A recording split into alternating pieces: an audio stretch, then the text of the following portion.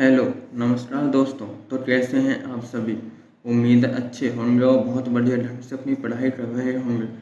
तो दोस्तों मैं आज आपके लिए एसएससी जीडी का जो मैं आरडब्ल्यू एवं वीकली मॉक टेस्ट होता है उसके मैथ का सॉल्यूशन लेकर आया हूं और इसके 5 क्वेश्चन मैंने पहली क्लास में करवा दिए हैं और बाकी के जो 15 क्वेश्चन बचे थे वो आज मैं आपके सामने लेकर आया हूँ। और दोस्तों अगर आपको वीडियो अच्छी लगे और मेरा सॉल्यूशन समझ में आए तो आप चैनल को सब्सक्राइब कर लें ताकि आपको ऐसे ही वीडियो का नोटिफिकेशन मिलता रहे और वीडियो को लाइक कर दें। तो चलिए दोस्तों करते हैं स्टार्ट। तो दोस्तों ये जो क्वेश्चन है ये मॉक टेस्ट में मतलब सबसे अगर कठिन सवाल कहेंगे तो सबसे कठिन ये था मेरे हिसाब से 20 सवालों में। इसमें क्या था कि इसमें पूछा था कि 200 से 800 तक ऐसी कितनी संख्याएं हैं जो न तो 5 से और न ही 7 से विभाज्य हैं। तो इसमें क्या करेंगे हम दोस्तों, पहले देख लेंगे 200 से लेके 800 तक कितनी संख्याएं हैं। तो 200 से 800 तक है 600 प्लस 1। अब आप कहेंगे कि ये एक कौन सी है, तो ये एक 200 है क्योंकि उसने कहा है 200 से, यानी कि 200 भी इंक्लूड करना है उसमें और 800 भी। तो दोस्तों 200 से लेकर 800 तक किसकी संख्या हो जाएंगी 601। और हमें क्या करना है कि 200 से पहले जितनी संख्याएं 5 से कटनी है पहले वो देखते हैं कि कितनी संख्याएं जो 5 से कटती हैं। तो 8 से लेकिन 899 तक 5 से विभाज्य संख्या देखेंगे तो 899 में 5 से भाग दे देंगे। तो दोस्तों 899 में 5 से भाग देंगे तो ये काट के इसका आ जाएगा 39। 8 से लेके 899 तक 5 से कटने वाली कितनी संख्याएं हैं, तो वो है 39। अब देख लेते हैं कि 200 से 800 के बीच कितनी संख्याएं हैं जो 5 से कटती हैं। तो यहाँ से देखा हमने 800/5 कट के आए 160, यानी कि 200 से 800 तक 5 से कटने वाली संख्याएं 160 हैं और 8 से 199 तक कटने वाली संख्याएं हैं 39। अब हमें निकालनी है 200 से 800 के बीच की। तो इसमें से 200 से जो पहले की वो घटानी पड़ेंगे। तो इसमें 160 में से हम 39 घटा देंगे क्योंकि हमें 200 से 800 के बीच की संख्या निकालनी है। तो हम 160 में से 39 घटा देंगे तो ये दोस्तों 121 आ जाएगा। अब इसी तरीके से 7 का देखना है। 8 से लेके 899 तक 7 से कितनी संख्या कटती है, तो वो देख लिया, वो है 28। इसी तरह 200 से 800 तक कितनी संख्या 7 से कटती हैं, वो 114 हैं। अब इसमें से 200 से जो पहले संख्या 7 से कटने वाली में घटा देंगे क्योंकि 200 से 800 के बीच नहीं निकालने हमें। तो 114 में से 28 घटा देंगे 86 आ गया। अब क्या है दोस्तों कि ये जो संख्याएं हमने निकाली हैं इनमें कुछ संख्याएं ऐसी भी तो होंगी जो 35 से कटती हैं और वो हमने इसमें भी आई होंगी, तो हमें वो नहीं निकालनी। इसने कहा जो 7 और 5 से ना विभाजितों से मतलब उन्हीं संख्या को हटाना है। अब इसमें क्या है 35 से कटती हैं वो भी संख्याएँ आ गई तो हम उन्हें निकाल देंगे। 8 से लेकर 199 तक की संख्या जो 35 से कटती हैं तो वो 5 है। इसी तरह 8 से लेकर 108 तक कितनी संख्या है, तो वो 22 है। अब 22 में से 5 को घटा देंगे 200 से पहले वाले को, तो ये 22 में से 5 जो 70 आ जाएंगे दोस्तों। अब दोस्तों हमें निकालने 5 तत्व 7 से नए कटने वाली संख्याएं। तो ये तो कटने वाली संख्याएं हैं, इन कटने वाली संख्याओं को हटा देंगे तो नए कटने वाली संख्याएं आ जाएंगी। टोटल कितनी संख्याएं थी हमारी 601, उसमें से 121 संख्याएं, तो ये जो 5 से कटने वाली थी ये वाली दोस्तों -86 कर देंगे क्योंकि ये भी 5 से कटने वाली है। लेकिन ये जो 70 संख्याएं हैं ये 35 से कटती हैं तो इसलिए इन्हें इसमें जोड़ देंगे। तो इस तरीके से दोस्तों हमारी 411 संख्याएँ आ जाएंगी।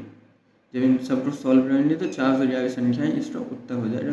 तो दोस्तों ये सवाल थोड़ा कठिन था, अच्छे लेवल का सवाल था, ऐसा नहीं था कि कोई यूँ ही कर देगा। जिसकी बहुत अच्छी तैयारी करी उसी ने ये सवाल क्या होगा। और दोस्तों देखिए अगला सवाल। अगला सवाल है दोस्तों, किसी पुस्तक की 12 प्रवित्तियों को 1800 रुपये में बेचने से 3 प्रवित्तियों के लागत मूल्य के बराबर लाभ हुआ। पुस्तक की एक प्रवित्ति का लागत मूल्य कितना है। तो दोस्तों इस सवाल में क्या करते हैं, आपको लाभ का सूत्र मालूम होगा कि अगर हम विक्रय मूल्य में से क्रय मूल्य घटा देते हैं तो लाभ आता है। तो उसने क्या है कहा है 12 प्रवृत्तियों का जो विक्रय मूल्य है वही 12 प्रवृत्तियों को 2800 में बेचा जाता है, मतलब 12 प्रवृत्तियों का विक्रय मूल्य माइनस क्रय मूल्य लिखना है। तो हमने 12 बेची हैं तो 12 खरीदी होंगी, तो 12 प्रवृत्तियों का क्रय मूल्य लिख दिया। बराबर लाभ कितना हुआ है, उसने बोला 3 प्रवृत्तियों के लागत मूल्य, यानी कि 3 क्रय मूल्य के बराबर लाभ हुआ है। तो इसमें क्या करें दोस्तों, ये 12 प्रवृत्तियों का जो विक्रय मूल्य है ये तो 12 यहाँ ही रह जाएगा, लेकिन ये जो 12 प्रवृत्तियों का क्रय मूल्य है ये माइनस में उधर जाएगा, प्लस में हो जाएगा, 3 और 12 हो जाएंगे 15 जुड़ के। और उसने डाला 12 प्रवृत्तियों का विक्रय मूल्य कितना दे रखा है 1800, तो इस यहाँ पे वो लिख देंगे 12 प्रवृत्तियों का विक्रय मूल्य 1800 लिख दिया, इधर आ गए 15 जुड़ के। अब ये हमें एक का निकालना है, तो 1800 बटे 15, क्योंकि एक प्रतिलिपि का मान प्रवृत्ति का लागत मूल्य पूछा है इसने, तो 1800 में 15 बाहर दे देंगे, ये आ जाएगा 120 दोस्तों। और दोस्तों अगर आपको वीडियो अच्छी लग रही हो तो प्लीज़ वीडियो को ज़्यादा से ज़्यादा शेयर कर दें और वीडियो को लाइक भी कर दें दोस्तों। तो चलिए दोस्तों देखते हैं अगला सवाल। अगला सवाल है कि एक अधिकृत चावल व्यापारी 32 रुपये प्रति किलोग्राम चावल खरीदता है और इसे 40 रुपये प्रति किलोग्राम पर बेचता है, परंतु बेचते समय वह 1 किलोग्राम की जगह 900 ही देता है, 900 ही देता है। तो वास्तविक व्यापारी का वास्तविक लाभ प्रतिशत ज्ञात कीजिए। तो वास्तविक लाभ प्रतिशत पूछा दोस्तों उसने, तो इसमें क्या करेंगे, इस सवाल में देखते हैं कि उसने 32 रुपये की चीज़ 40 में बेच दी, तो कितने का लाभ हुआ, पहले हम रुपये देख लेते हैं, कितने का लाभ हुआ, 8 रुपये का लाभ हुआ, कितने पे 32 पे गुना 100, तो यहाँ पे 25% का लाभ निकल के आ गया दोस्तों। कि अगर उसने 32 की चीज़ 40 में बेच दिया तो 25% का लाभ हुआ। अब हम क्या मानते हैं कि 1 किलो चावल, 1 किलो में 1000 ग्राम होते हैं, तो 1000 ग्राम चावल उसने 1000 रुपये के ही, मतलब 1000 जो ग्राम चावल है वो उसने, ये जो 1000 चावल है इस पे कितने का 25% का लाभ हुआ है ना दोस्तों, तो इसका ये 125% निकाल दिया हमने, 125% निकाल देंगे इसका। तो इसका 125% निकाल के देखो मैं आपको दिखा देता हूँ, यहाँ पे 125 बटे 100, ये 2 जीरो से 2 जीरो, तो ये 1250 आ जाएगा दोस्तों। कितना आ जाएगा, यहाँ पे 2 जीरो से 2 जीरो काट देंगे यहाँ पे, क्योंकि 1000 ग्राम की चीज़ पर 25% का लाभ हो तो 1250, यानी 1000 ग्राम उसने 1250 की बेच दिया। और हम लाए कितने थे मान लिए, तो 1000 ग्राम जितने दे रहा है वो 900 ग्राम दे रहा है, और 900 ग्राम चावल दे रहा है और रुपये ले रहा है 1250, तो कितने का लाभ हो गया 350 का, भाई 350 का लाभ हो रहा है, बटे कितने पर नीचे क्रय मूल्य लिखते हैं, क्रय मूल्य वो होता है, तो इसने अपने ढाल से कितना चावल दिया यानी कि 900 दिया, तो एक क्रय मूल्य हो रहा है 350 बटे 900 गुना 100, 2 जीरो से 2 जीरो और 9 से काटेंगे तो 238.9% इसका आंसर हो जाएगा। और दोस्तों चलिए देखते हैं अगला सवाल। दोस्तों ये तो बहुत आसान सवाल था, इसे तो आप सभी ने कर दिया होगा। जैसे कि एक शहर की जनसंख्या पहले वर्ष 30% बढ़ी और अगले वर्ष 15% कम हो गई, यदि वर्तमान जनसंख्या 11,050 है तो 2 वर्ष पहले की जनसंख्या कितनी थी।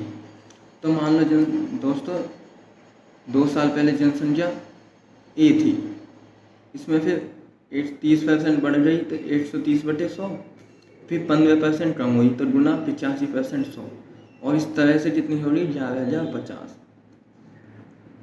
तो इस तरह दोस्तों इस जीरो से ये जीरो काट दी, यहाँ 5 दूनी 10 और ये 70 बार कट गया, फिर 70 से काट दिया 650 बार, फिर ये 13 से काट दिया दोस्तों 50 बार, और इसी जब गुना करेंगे तो 50 दूनी 100 और 2 जीरो, तो ये 10,000 आ जाएगा दोस्तों।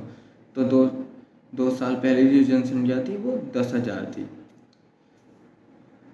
नेक्स्ट है दोस्तों औसत का सवाल, जो अच्छा था, ये भी सही था।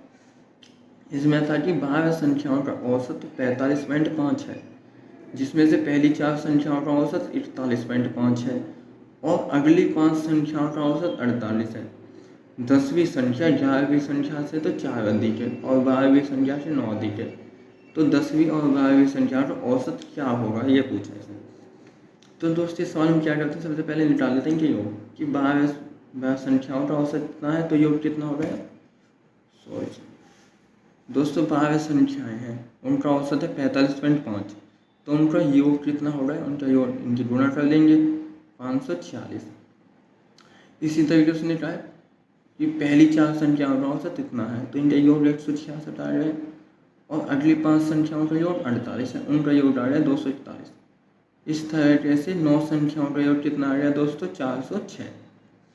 ये 406 और 406 आ गया दोस्तों। तो वीडियो बाकी अब यहाँ पे 9 संख्याएं, यहाँ पे 12 है, तो जो 3 संख्याएं हैं उन 3 संख्याओं का योग 140 है, क्योंकि 546 में से 406 घटा देंगे, तो ये जो 140 आया है ये इन 3 संख्याओं का योग आया है, बची हुई जो है। बची संख्या कौन सी है, 10वीं 11वीं और 12वीं। इसने क्या कहा है कि 10वीं संख्या 11वीं संख्या से 5 अधिक है और 12वीं संख्या से 9 अधिक है, तो हमने 12वीं संख्या को a मान लिया दोस्तों। और उसने क्या है, इससे 9 अधिक है तो a+9 और इससे 4 अधिक है, 11वीं संख्या से 4 अधिक है, तो इससे a+5 मान लिया। अब देखो ये इससे तो 4 अधिक हो गई और इससे 9 अधिक हो गई। अब इन तीनों का जो योग है वो 140 है, 140 यहाँ से निकाला है हमने, ये 140, तो इन तीनों को जोड़ के 140 के बराबर रख देंगे। तो इसमें क्या है, 1 2 3 ए है, तो 3a + 9 × 14 बराबर 140। तो दोस्तों 3a ये 14 से जाएगा, माइनस का हो जाएगा, 140 में 14 जाएंगे तो 126 बच जाएगा दोस्तों। फिर a बराबर 126/3, ये 3 इधर से नीचे चला जाएगा, तो इस तरह से कट के 42 आ जाएगी, यानी कि a का मान 42 आ गया है। अब उसने कहा है 10वीं और 12वीं संख्या का औसत, तो हमने पहले संख्या निकालनी होगी, तो a का मान आया 42, तो ये संख्या तो होगी 42। 10वीं 12वीं संख्या होगी 42, ये 9 अधिक है, तो देखो ये होगी 42, ये 9 अधिक है तो ये 51 हो गई, और ये इससे 5 अधिक है तो ये 47 हो गई। उसने कहा है 10वीं यानी कि ये 51 और 12वीं यानी कि 42, इनका औसत बता दो। तो इनका औसत निकालने इन दोनों को जोड़ के 2 से भाग दे देंगे, तो 51 + 42/2, ये जोड़ के आ गया 53/2, इनका औसत क्या आ गया 46.5, इसका औसत आ गया। तो दोस्तों उम्मीद है आपको समझ में आ रहा होगा।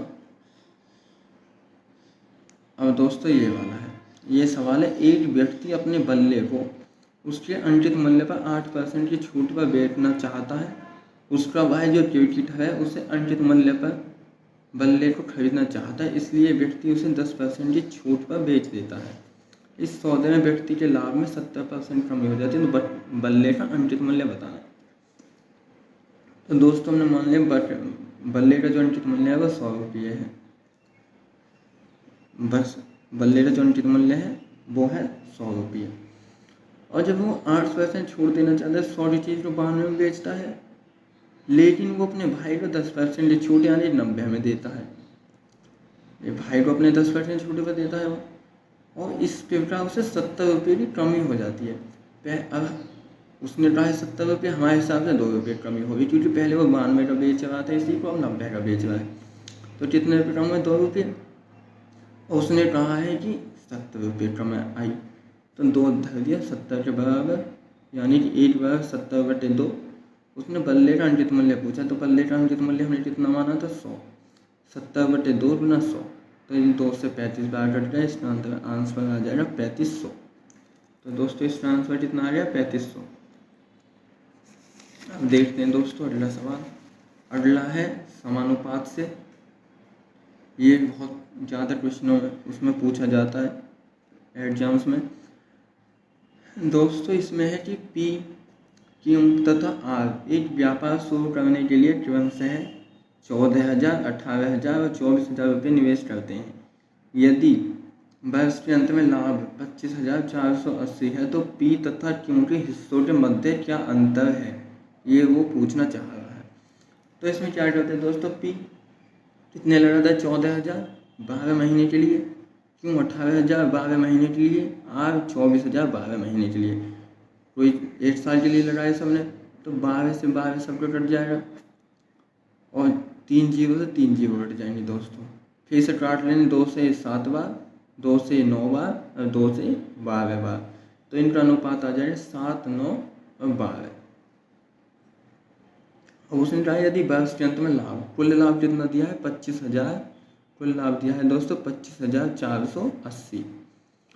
अब बटे कुल लाभ कितना है, तो 12, 9, 21 और 7, 28 गुना उसने पी और क्यू के मध्य अंतर, तो पी का 7 है और क्यू का 9 है, इन दोनों के लाभ का अंतर पूछा है, तो इनका अंतर है 2।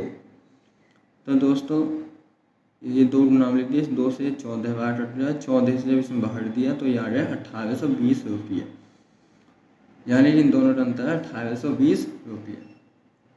नेक्स्ट है दोस्तों कि यदि वस्तुओं का 2/3 हिस्सा 25% लाभ पर, 20% हिस्सा 20% की हानि पर और शेष हिस्सा 20% के लाभ पर बेचा जाता है, तो 3312 का लाभ होता है, तो उस वस्तुओं का लागत मूल्य बताना है। तो दोस्तों हमने वस्तु मान ली कि 30A है, 30 है। अब आप कहेंगे 30A क्यों माना, क्योंकि दोस्तों 3 से भी कट जाएगा, 3 ऐसे देखना जो 3 से कट जाए और 5 से भी, 5 से क्यों, क्योंकि उसने कहा 20% का हिस्सा यानी 20/5, तो वो 5 है, 30 से मान लिया। तो उसने कहा कि वस्तुओं यानी 30 का 2/3 25% के लाभ पर बेचा गया है, तो दूना 25, 3 से 10 बार जाए, 10 दूनी 20, अब 20 से जब 25 में गुना करेंगे तो 501, यानी कि उसे 500 में बेच दिया, 20% 500 में। 30 वस्तुओं का 20% यानी 20/100 गुना 20% की हानि पर, तो 20 से 5 बार कट गया, 5 से 6 बार, तो 6 गुना रख दिया 120A, यानी कि -120, क्योंकि हानि हुई है तो इसलिए माइनस से लिख दिया दोस्तों, ये प्लस में है क्योंकि लाभ हुआ था। उसने जाए शेष वस्तुओं, तो शेष 30 में से 20 तो यहाँ पे हो गई 6, ये 26, शेष बची 4 को उसने 20% के लाभ पर बेच दिया, तो यहाँ पर गुना कर दिए 80 आ गया। तो दोस्तों इस प्रकार से कुल 30A वस्तुएं जो हैं उसने 580 प्लस के -8 से भी 460 का लाभ हुआ उसे, कुल जो लाभ हुआ उसे 460 का हुआ, उसने क्या है कि उसे 3312 का लाभ हुआ, हमारे हिसाब से 460 का। तो ये 30 वस्तुओं का, तो 30 गुना कर दी, उसने वस्तुओं का लागत मूल्य पूछा, तो लागत मूल्य हम 100 मानते हैं, तो 100 हो गया है गुना में 100। अब दोस्तों 0 से 0 काट दी, और ये 2 से 23 बार, ये 2 से 1656 बार, ये ऐसे काट पीट करके मतलब ये आ जाएगा 21,600, 21,600 रुपये इसका आंसर आ जाएगा दोस्तों बिल्कुल। और देखते हैं हम नेक्स्ट क्वेश्चन ये 2D से है दोस्तों। एक आयत का परिमाप 80 सेंटीमीटर है और इसका क्षेत्रफल 375 स्क्वायर सेंटीमीटर है, तो आयत की लंबाई और चौड़ाई में क्या अंतर है।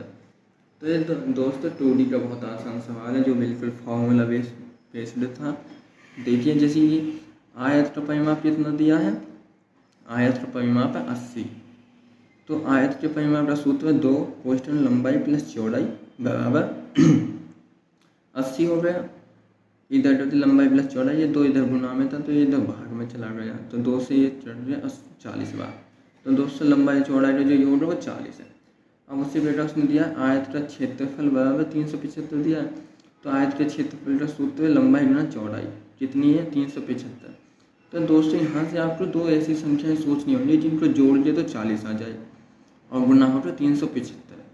तो दोस्तों ऐसी 2 संख्याएं हैं 25 और 15, बहुत आसानी से आप सोच सकते हो, कोई ऐसा नहीं है कि लंबाई आ रही 25 चौड़ाई आ रही 15। अब इन दोनों का अंतर पूछा है, तो 25 में से 15 रहे तो इनका अंतर कितना आ गया, तो इनका अंतर आ गया 10 इसका बिल्कुल ठीक आंसर हो जाए दोस्तों प्लीज़ चैनल को सब्सक्राइब जरूर कर लेना अगर आपको वीडियो अच्छी लग रही है तो। बाकी मैं मैथ के टॉप 5 या 10 क्वेश्चन की सीरीज चला रखी है मैंने प्लेलिस्ट भी बनी रखी है, वो आप वहाँ से देख सकते हैं। मैं रोज़ 5 या 10 इंपॉर्टेंट क्वेश्चन लाता हूँ, वहाँ पे दूसरे तीसरे दिन डालता रहता हूँ वीडियो, वहाँ से भी आपको बहुत फ़ायदा होने वाला है। तो चलिए दोस्तों देखते हैं नेक्स्ट सवाल। नेक्स्ट है दोस्तों 6.25% वार्षिक चक्रवृद्धि ब्याज की दर से 3 वर्ष में दे 14,739 की राशि का मान कितना है। तो दोस्तों इसमें क्या है कि 6.25% ये दर दे रखी है, तो इसमें क्या है 6.25 बटे परसेंटेज हटाएंगे तो 100 आ जाएगा, और पॉइंट हटाएंगे तो 2 जीरो बढ़ जाएंगे। तो ये दोस्तों काट देंगे हम इसे ऐसे, यहाँ पे काट दिया 5 से, फिर ये 25 से, 25 पंजे 125, 25 से 880 बार, 5 से फिर 16 बार, 8/16, यानी कि पहले वर्ष राशि 16 से 70 हुई, दूसरे वर्ष भी 16 से 70 और तीसरे वर्ष भी 16 से 70 राशि हो गई। अब दोस्तों आपको ये नहीं कि आप इनकी गुना करने बैठ जाएंगे, कभी भी ऐसा सवाल आता है तो आपको गुना नहीं करनी है, क्योंकि आप गुना करेंगे फिर बाद में फिर वो काटना है, तो इससे बढ़िया तो गुना में अपना टाइम वेस्ट मत करो, ऐसे ही लिख लो 16 गुना 16 गुना 16, ये 70 गुना 70 गुना 70, और इसका जो मान दिया था 14,739 दिया है दोस्तों। अब इसे 70 से काट देंगे, तो 70 से काटा 867 बार, फिर 70 से काटा 51 बार, और फिर 70 से काट दिया 3 बार, तो एक का मान कितना आया दोस्तों 3, और इसकी 3 की गुना इसमें कर देंगे, और इसकी 3 की गुना इसमें कर देंगे, और जो कुछ आएगा वही राशि आ जाएगी। तो 16 16 256, 16 3 48, अब इनकी गुना कर दो दोस्तों, तो यहाँ से 12,288 रुपये आ जाएंगे। जो इसने पूछा है कि राशि कितनी होगी, तो राशि 12,288 होगी दोस्तों।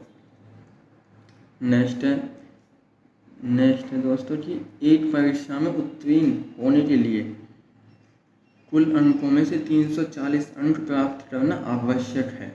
एक छात्र को 244 अंक प्राप्त हुए और उसे कुल अंकों के 12% से अनुत्तीर्ण घोषित किया गया।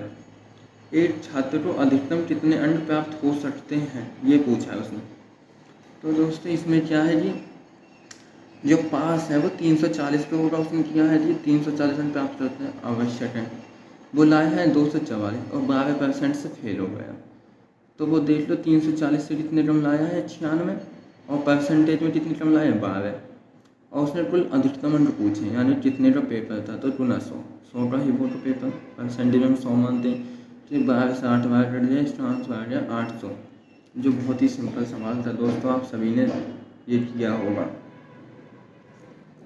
हाँ दोस्तों ये संख्या पद्धति का सवाल है दोस्तों, और ये बहुत ज़्यादा आजकल ट्रेंडिंग में बना हुआ है। CGL, CPO, Delhi police, MTS, GD, हर जगह से यहाँ से सवाल आता ही आता है। इसमें क्या कि एक संख्या दे देता है, जैसे 8A 5 1 4 6 B, ये संख्या 88 से विभाजित है, 88 से विभाजित है, तो B और A के वो बताओ, ये निकालना है, फिर B - A का मान बताओ। तो इस सवाल में क्या करते हैं, जैसे 88 से विभाज्य है ना, तो 11 और 8 में से तोड़ लेंगे, मतलब ये संख्या 11 से कटनी चाहिए और 8 से भी कटनी चाहिए। तो 8 से कटने के लिए क्या करते हैं, जो बाद के 3 अंक हैं वो 8 से कटने चाहिए, बाद के 3 अंक 8 से कटने चाहिए, तो हम यहाँ से B का मान निकाल सकते। तो हम देखेंगे 8 से 48 ज़्यादा बचे, तो 8 पंजे 40, यहाँ से 6 बचेगा, तो यहाँ पे 4 लिख लेंगे ताकि 64 हो जाएगा, और फिर 8 से कट जाएगा। 8 8 64 होता है, तो ये 64 कट जाएगा, इसलिए B का मान हो गया 4। अब देखना है 11 से, तो 11 से क्या करेंगे, 8 5 13 और 4 17, 17 और 4 21, और वैसे दूसरी तरफ 1 और 6 7, 7 + 1 7 + A हो गया। अब क्या बोलते हैं दोस्तों, इन दोनों को अंतर या तो 0 आए या 11 का कोई मल्टीपल आए, तो वो संख्या 11 से कट जाएगी। तो इसमें दोस्तों कि हमें A क्या रखें यहाँ पे कि या तो 0 बचे इन्हें घटाए के, ये 11 का कोई मल्टीपल बचे।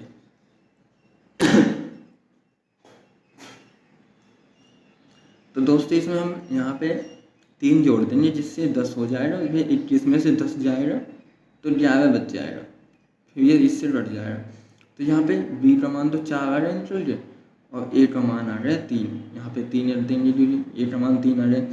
और उसने B - A पूछा है, तो B 4 है, A 3 है, तो 4 - 3 A का आंसर हो जाएगा इसका। बहुत आसान था ये तो, और ट्रेंडिंग का सवाल है, बहुत महत्वपूर्ण सवाल है। अब ये देखो एक धनराशि पर जब 2 बार इसके लिए निवेश किया जाता है तो चक्रवृद्धि ब्याज और साधारण ब्याज क्रमशः 300 और 250 है। साधारण ब्याज और चक्रवृद्धि ब्याज दोनों के लिए प्रति वर्ष ब्याज की दर समान है और चक्रवृद्धि ब्याज के लिए ब्याज वार्षिक रूप से संयोजित है। वार्षिक ब्याज दर ज्ञात कीजिए। तो दोस्तों वो दर पूछना चाह रहा है। तो इस सवाल में क्या करते हैं कि इसमें चक्रवृद्धि ब्याज कितना दे रखा है दोस्तों? चक्रवृद्धि ब्याज है 300। चक्रवृद्धि ब्याज कितना है दोस्तों? 300 और साधारण ब्याज है 250। साधारण ब्याज 250। तो 2 साल का साधारण ब्याज 250 है दोस्तों। तो 8 साल का कितना होगा? 825। 2 से बाहर देने 825। तो दोस्तों जो साधारण ब्याज होता है वो 2 हर साल का बराबर होता है, यानी पहले साल भी 825, दूसरे साल भी 825, तो 825 और चक्रवृद्धि ब्याज जो होता है वो भी पहले वर्ष का तो 800 वही होता है। जो साधारण ब्याज है पहले वर्ष का, चक्रवृद्धि ब्याज भी वही होता है। अब इसमें दूसरे वर्ष में क्या है कि दूसरे वर्ष में 125 तो ब्याज रह रही है, बल्कि ब्याज में ब्याज लगता है तो इस पर भी ब्याज लग जाएगा, इस पर भी ब्याज लग के कितना हो जाएगा। अब चक्रवृद्धि ब्याज 300 है तो 250 तो यहाँ हो गए, तो बचे कितने? 50, यानी कि 50 ब्याज लग रहा है कितने पे? 125 पे। तो यहाँ पे हो जाएगा कि 50/50 का ब्याज लगेगा कितने? 125 पे गुना 100। तो यहाँ से हम दर निकाल लेंगे, यहाँ से दर आ जाएगी 40। दर कितनी आ जाएगी यहाँ से दोस्तों? दर आ जाएगी यहाँ से 40। तो चलिए दोस्तों देखते हैं अगला क्वेश्चन।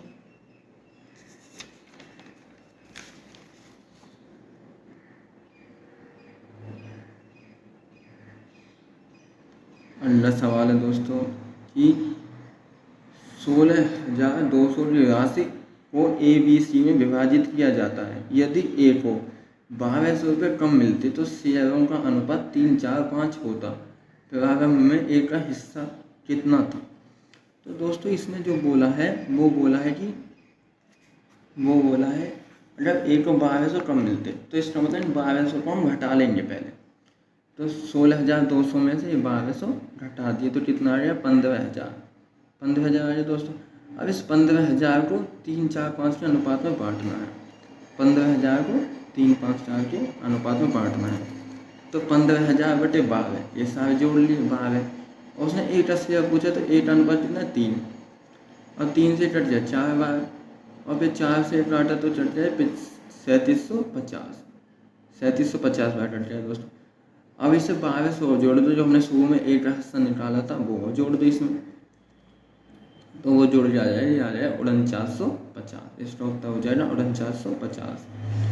और दोस्तों ये लास्ट क्वेश्चन है सरलीकरण का, मैं इसे भी लेकर आ गया, हालांकि आपने कर लिया होगा, लेकिन फिर भी मैं लिया है कि जब करा रहा हूँ तो पूरा ही करा दो।